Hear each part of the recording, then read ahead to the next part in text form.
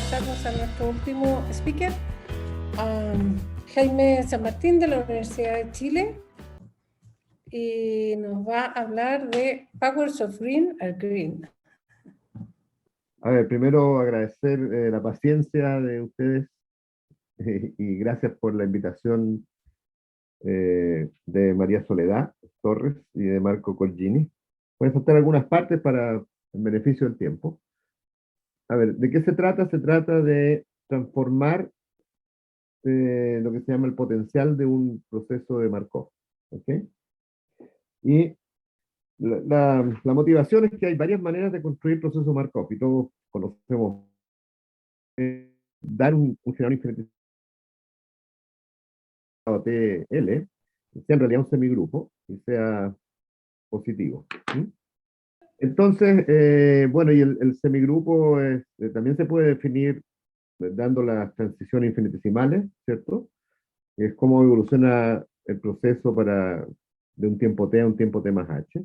Hay otras formas que son un poquito más complicadas, son más de análisis funcional, que son dar lo que se llama las formas de Dirichlet, que en el fondo es definir una cierta energía. Y hay una vieja manera, vieja porque era la moda de los años 50, a lo mejor por eso me puse a estudiar esto ahora, que son los resolventes, que yo nunca los pesqué en realidad cuando era más joven, y ahora lo estoy pescando harto más. Pero ¿qué es lo que es un resolvente? Es una familia de operadores positivos, son acotados, no hay problema, y que tienen una cierta propiedad en ese parámetro lambda, que es esta ecuación que está acá, la ecuación de resolvente, que está acá, que relaciona uno con otro mediante iteración, ¿no es cierto?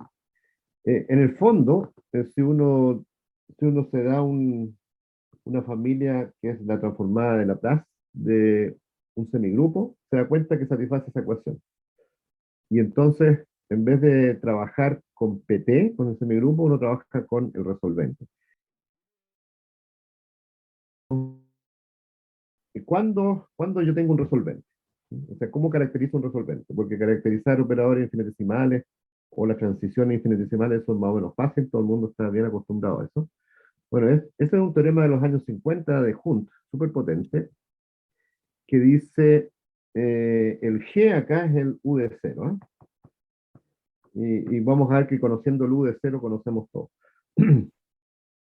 Entonces dice que un G es un U de 0, un resolvente en el fondo, sí, solo sí, que satisface un principio del máximo, una cosa que vamos a explicar, que es el centro de esta charla, y después una condición técnica que es la que a todo el mundo le da dolor de cabeza, porque hay que probar una cierta densidad de la imagen de las cortinas de soporte compacto, por decir algo.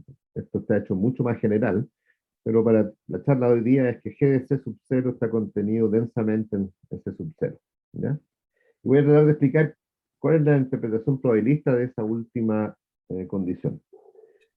El principio del máximo se relaciona con varios principios del máximo que uno escucha para funciones armónicas, para las soluciones del Laplaciano, etc. Y hay que pensar que, tal vez eso es una buena idea, es que G es como el inverso del Laplaciano. ¿Ya? El Laplaciano es un operador no acotado, pero su inverso es un operador acotado simpático y positivo. Y además satisface esta desigualdad simpática, que es si la imagen de f está acotado por 1, donde f es positiva, ¿sí? Así que f va a tener valores positivos y negativos. Si uno logra acotar la parte donde f es positiva, entonces uno acota todo f, toda la imagen g de f. Y eso se le llama el principio del máximo. Con eso, y un poquito de manipulación más bien algebraica, uno construye ¿cómo se llama? El semigrupo a partir del resolvente. ¿Y cómo lo hace? Bueno, primero uno dice, voy a plantear que U de P tiene simplemente es I más P por G a la menos 1 por G. Y lo hace para P pequeño, P menor que 1 partido por la norma, porque ahí uno tiene una serie, así que todo funciona bien.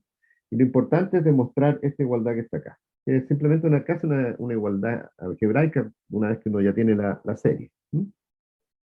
La gracia es que el principio del máximo, y eso es donde interviene, es probar que estos operadores son positivos, por un lado, que no es evidente esa suma porque es una suma alternante, así que no es para nada evidente probar que son positivos.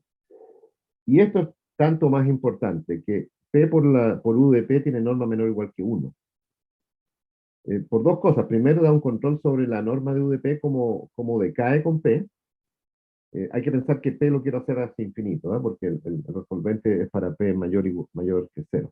Así que quiero extender esto hasta P igual a infinito. Pero entonces uno reitera esta cosa, en vez de G, plantea U de P y vuelve a hacer una extensión de esa familia U de P mediante la serie. Y al final uno tiene un resolvente completo y que satisface esta ecuación. Y la ecuación sale directamente de esta igualdad.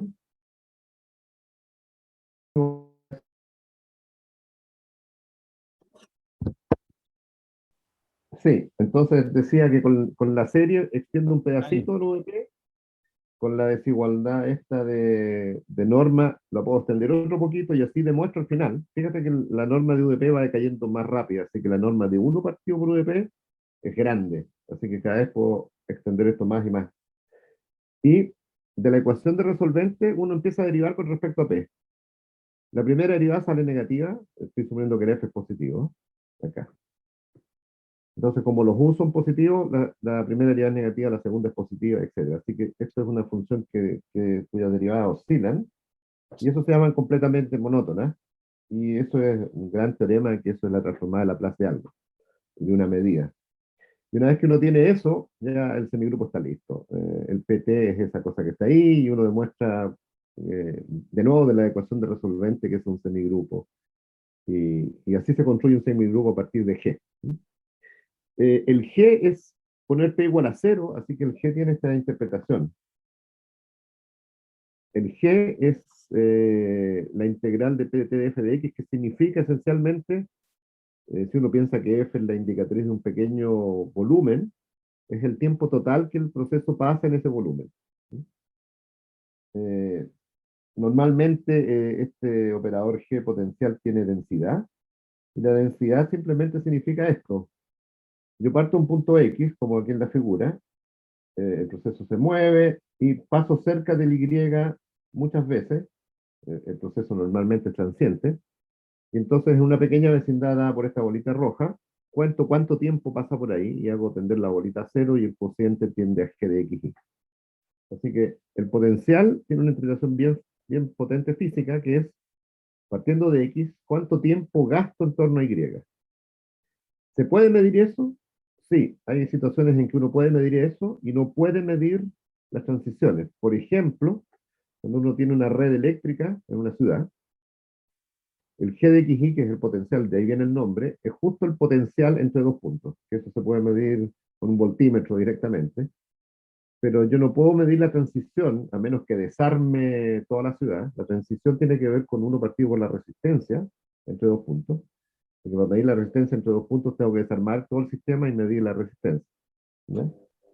Eh, y hay miles de otras aplicaciones, así que hay aplicaciones donde uno puede medir este potencial y no puede medir las transiciones entre puntos. Eh, pero hay muchas dificultades. Una es que en general los potenciales no tienen propiedades algebraicas simpáticas, o sea, no puedo sumar potenciales porque la suma no es potencial, el producto tampoco, eh, la, la, el principio del máximo es difícil, incluso para matrices es difícil. Voy a hablar sobre eso un poquito más adelante. Lo que pudimos mostrar hace un año, más o menos, terminamos hace un año esta cosa, es que en el caso browniano, o sea, tomamos RD de mayor o igual que 3 porque estos procesos tienen que ser transientes. Si piensen en el browniano, piensen en un dominio regular y la función de Green de ese dominio, que es el inverso del laplaciano en ese dominio, con condición 0 en la frontera. Y Eso les da un núcleo, el núcleo de Green que se llama. Si uno toma una potencia beta que está entre 1 y ese exponente crítico que aparece en toda la teoría de funciones armónicas y qué sé yo, hasta d sobre d menos 2 uno puede integrar normalmente muchas cosas. Si uno calcula la potencia beta, o sea, simplemente toman el núcleo y elevan una potencia. Eso les da un nuevo núcleo y lo que probamos es que este es un operador de Green. O sea, hay un proceso asociado a esta iteración. Y entonces, en general, saber cuándo algo es un potencial es difícil. Y lo que está diciendo esto, si toma un potencial conocido y lo eleva a una potencia, les da de nuevo un potencial. Y toda la pregunta que estamos tratando de resolver es a qué se parece ese nuevo proceso. ¿Sí? Eso no lo tenemos claro ni siquiera en el caso discreto. En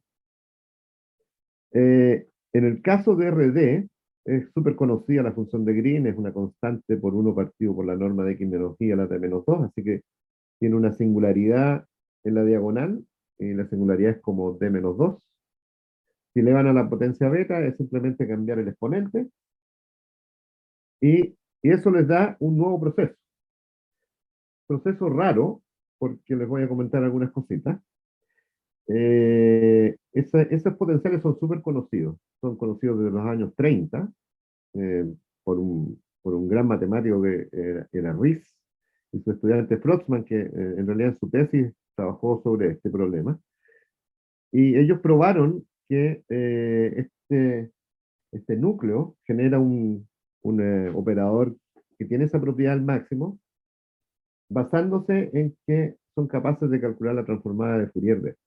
O sea, es súper importante que sea invariante bajo traslaciones este problema, porque la técnica que ellos usan les permite probar entonces que satisface ese principio al máximo. Sin embargo, cuando ya uno se restringe a un abierto más pequeño que RD, ya el núcleo Green no es invariante bajo traslaciones y toda esa técnica cae. Entonces, lo que nosotros quisimos es cómo probar este resultado de acá con otras técnicas que se pudieran extender a cualquier abierto. Eh, una interpretación de ese proceso. También es conocido ese proceso en todo RD. Entonces, de una manera metido en R4, pero tiene que ser de una manera rara porque les voy a explicar en un minuto qué es lo que pasa. Y es conocido cómo se calcula esto. Uno toma un browniano de dimensión 3, toma un proceso, un medio estable, independiente, y simplemente compone. Así que es el browniano sampleado en este proceso le vi que es de saltos, esencialmente. Así que x de t es discontinuo. Pero si uno calcula, aquí está hecho más o menos rápido, cuál es el potencial. Bueno, las fórmulas explícitas tanto del browniano como del proceso de Levin dan este resultado. O sea que x menos y al cuadrado en R3 es un potencial y el proceso de Markov es tomar un subordinador del browniano con un proceso alfa estable que es un medio. Y en realidad, todas estas potencias se pueden ver así en R3. Así que esa es una manera de mostrar que esos son potenciales, pero tenemos que tener una manera distinta. Voy a saltar esto. Y les voy a bosquejar rapidito la demostración para RD. ¿Cuál es la idea? Bueno, no hay muchas ideas aquí, ¿eh? Y la que seguimos nosotros fue, aproximemos el browniano por un paseo al azar. Ya, veamos qué pasa. Bueno, hay muchas cosas que pasan bien. Por ejemplo, si Gn es el potencial del paseo al azar normalizado, ¿sí? El paseo al azar en R3 es transiente, así que tiene un potencial. El tiempo que gasta el paseo al azar partiendo de cero en un punto cualquiera de la grilla es finito, porque se escapa infinito. Tiene un potencial que uno lo puede meter en las funciones, eso no hay problema. Y uno puede probar que tanto ese potencial converge al potencial del browniano, como las potencias beta también convergen. Así que eso no hay problema. El problema es probar que ese límite satisface un principio del máximo, que es más o menos equivalente a probar dos cosas. Una, que las aproximaciones satisfacen el principio del máximo, el Gn beta, y después ese principio del máximo pasa por límite. Lamentablemente el principio del máximo no pasa por límite, al menos no sabemos hacerlo. ¿Sí? Y entonces estamos dependiendo de probar una cierta propiedad sobre matrices. Y ahí voy a ir a las matrices. Bueno, aquí está, esta es una descripción del paseo al azar. Eh, tenemos el potencial de la marcha aleatoria simple sobre ZD, que es conocida, muchas propiedades, no se sabe exactamente cuál es la fórmula, pero se sabe que es casi la del browniano con una constante y un error que cae suficientemente rápido a infinito. ¿Por qué interesa el error a infinito? Porque como uno lo que hace es normalizar esta marcha aleatoria, entonces junta cada vez más los puntos de ZD en el fondo. Entonces son los puntos que vienen de infinito los que me interesan para saber cuál es el potencial. Y uno define una fórmula aproximada, que es Gn, está ahí, y es fácil demostrar que converge a G, eso es un ejercicio simple. Y si elevo la potencia beta acá arriba, bueno, acá abajo voy a tener la potencia beta también. Así que eso también pasa bien. El problema era, como les dije, el principio del máximo. Y eso nos estuvo trabajando 10 años, no podíamos probar este principio del máximo. No podíamos probar que pasaba. Porque, voy a agregar una hoja acá, nosotros probamos hace como 10 años este resultado, que si U es una matriz potencial. ¿Qué significa eso? Significa en el fondo que es el potencial de una cadena Markov. Pero eso fue caracterizado en los 50 también. El U-1 tiene que tener esta forma. Tiene que ser, la inversa tiene que ser lo que se llama una M matriz. O sea, tiene signos positivos en la diagonal y negativos fuera de la diagonal, más una propiedad, y para hacerlo rápido voy a suponer que la suma de las filas es positivo.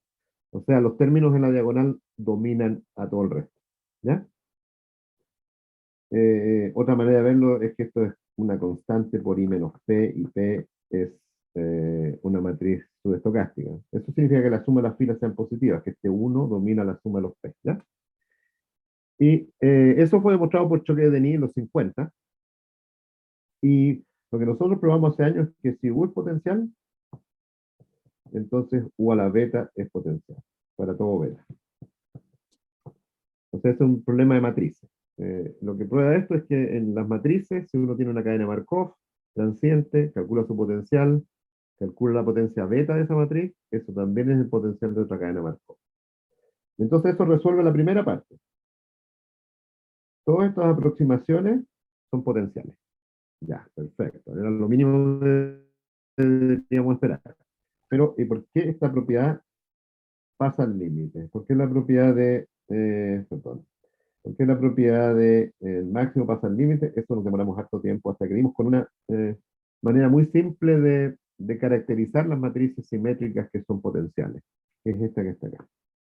Una matriz simétrica es potencial sí, solo sí, para todo x, x es un vector en este caso, ux menos 1, la parte positiva, así que esta es la parte positiva de un vector, multiplicado por el vector x es mayor o igual que 0. Así que se puede resumir en un producto interno el hecho de que una matriz sea simétrica, y eso es importante, tiene que ser simétrica.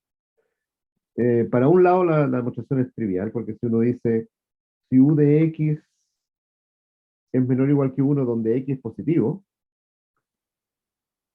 entonces este vector que está acá es 0, donde x es positivo. ¿Y cómo puede ser que este producto sea mayor o igual que 0, donde x es negativo, esto es positivo? Bueno, no le queda otra cosa que ser 0. O sea, u de x es siempre menor que 1. Esa parte es la parte fácil de este lema. Entonces, este producto interno caracteriza las matrices que son potenciales, y ese producto interno es estable por límite. Así que si yo sé que los aproximandos satisfacen que esto es mayor o igual que 0, entonces en el límite también es mayor o igual que 0 y se acabó. el límite satisface el principio del máximo. Y ahí se desbloqueó el problema, pero queda un pedacito. ¿Por qué?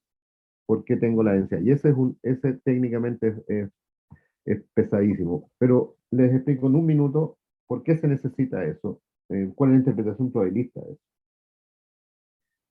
Esto también lo descubrí hace poco, yo no lo conocía. Con todas las propiedades que les dije antes, salvo la densidad, uno siempre tiene un semigrupo. ¿Por qué? Porque el principio del máximo permite construir un resolvente, el resolvente da una transformada de Laplace, la transformada de Laplace da un semigrupo, todo funciona perfecto, hay un proceso Kaplan, etc. Lo único es esta propiedad que a uno le gusta siempre, que el semigrupo es continuo. O sea que PT de F converge a F cuando T tiende a cero, y eso no se tiene. Eso es equivalente a la densidad. Entonces lo que puede pasar en estos procesos en que el G de cero no es denso, o sea que esta propiedad no se tiene, son procesos bien raros, son procesos que hacen lo siguiente, y eso se llaman procesos de Rey. Al instante cero, el proceso no está en un punto, sino que decide saltar al espacio. ¿Y con qué salta? Con esta probabilidad, la probabilidad partiendo de cero que X salta de ahí. Uno está acostumbrado que esto es la delta de Dirac en X. ¿Sí? Los procesos de Markov parten de un punto. No, estos procesos de Rey saltan al espacio. Y después se mueven bien, y de tiempo en tiempo vuelven a este conjunto N, que son los puntos malos. Lo que uno puede probar es que el conjunto N no es muy grande. No puede ser muy grande, porque si no, no funciona la propiedad de Markov. Pero el conjunto N es chico suficiente como para molestar. Y lo que hay que probar es que N es vacío. No basta probar que N tiene medida cero o que es chiquitito, no, es vacío. O sea que en todo punto P de cero es la delta Dirac para tener la propiedad Feller. Y eso demora un rato, y yo creo que no los voy a cansar con eso. Última palabra en dimensión 2. Bueno, en dimensión 2 el browniano es recurrente nulo, es decir, si yo parto un punto y miro cuánto tiempo gasta en torno a otro punto, eso es infinito. En densidad es infinito. Pero si uno se restringe, por ejemplo, a un dominio acotado de R2, entonces el browniano sale y cuando sale lo mato. Entonces el tiempo que gasta en torno a un punto es finito, tiene media finita eso, y de hecho se comporta como logaritmo de x menos y, esa es la singularidad. Bueno, ahora, como esa singularidad es mucho más chica que uno partido por norma de x menos y, ahora toda potencia beta es green, y eso la demostración es más o menos lo mismo, incluso uno puede aceptar algunas exponenciales. O sea, y si uno calcula una exponencial, se borra el logaritmo, es decir, cae dentro de la familia de los tipos de funciones de Green de R3, donde queda uno partido por norma de x menos y. Bueno, hay un pi por ahí que molesta. Y el alfa tiene esta restricción de nuevo por condiciones de integrabilidad. Así que uno llega hasta como uno partido por norma de x menos y al cuadrado, casi. Eh, eso es. Tengo una simulación si quieren ver. Simulación. Esta cosa corre porque normalmente. Ya. A ver, les voy a explicar un poquito qué es lo que se ve acá. Eh, por un lado necesito este es el caso dimensión 3, beta igual a 2. Necesito simular un Leví de un medio, y para simular un Leví de un medio lo que uno hace es tomar un browniano normal y ve los tiempos de cruzamiento de las distintas barreras, ¿cierto? Va viendo cuánto se demora los tiempos de cruzar las barreras, o sea que el tiempo aquí es esta variable, y esto está registrado acá. Esta es la primera vez que pasó 5 y tanto, y así, la primera vez que pasó 7, etc. Eso me da entonces el Leví. En el lado derecho estoy simulando otro browniano que es el azul, que voy a esperar si esta simulación es más o menos buena. No, no es muy buena. Hagamos otra. Entonces simulo otro browniano en el lado derecho, que vive en R3, y el proceso final es el rojo, y eso, esta simulación es demasiado larga. Sigue. Voy a parar esta simulación. O sea, cuánto demora la simulación que estoy haciendo es cuánto me demoro en salir, ¿ya? Ya, aquí hay otra simulación mejor, parece. Ya, entonces, fíjense, la curva azul va a ser el browniano. Estoy proyectando la curva sobre el plano inferior y sobre el muro de atrás. Entonces, la curva negra es la proyección del browniano, la verde es la proyección del proceso este rojo especial, y aquí abajo también. A ver, veamos si hay una curva mejor. Fíjense que las curvas azules de repente como que explotan, ¿ya? ¿Por qué? Porque la velocidad de simulación la hago para el proceso rojo. ¿Y el proceso rojo qué es lo que es? Este browniano está compuesto con esto, y cuando esto tiene un salto enorme, entonces el browniano azul salta de aquí hasta acá, y el proceso rojo no hizo nada, o sea, estaba acá y de repente apareció por acá.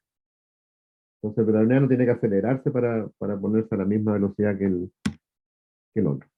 Y es el proceso rojo el que tiene el potencial este raro, el potencial que es 1 partido por norma x menos y al cuadrado en R3. ¿Mm? Eso sería. Gracias, Jaime. Ahora le damos un aplauso virtual. Aprovecho de dar el anuncio de que el encuentro anual de la Sociedad Matemática va a ser este año presencial en Punta de Tralca, del 8 al 10 de diciembre, que ya estamos con el primer anuncio, así que es una buena noticia que nos volvamos a ver, empecemos presencialmente. Así que guarden la fecha.